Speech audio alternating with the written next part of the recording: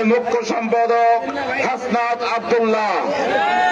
হাসনাত আব্দুল্লাহ শুধু একটি নাম নয়, হাসনাত আব্দুল্লাহটা পারমাণবিক ক্ষেপণাস্ত্র।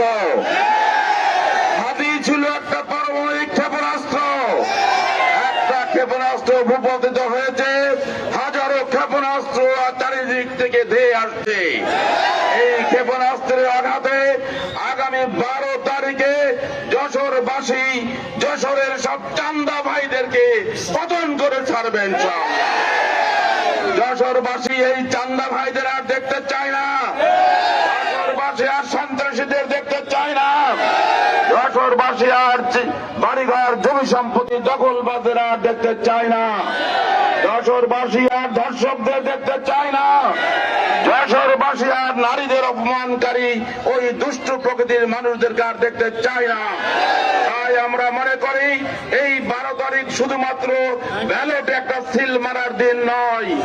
এই দুষ্কৃতিকারী, এই চান্দা ভাই, এই জুলুমবাজ, এদেরকে লাল কার্ড দেখে বিদায় করার দিন।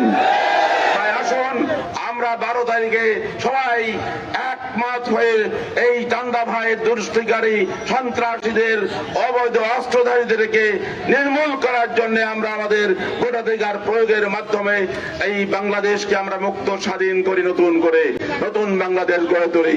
আল্লাহ হাফেজ।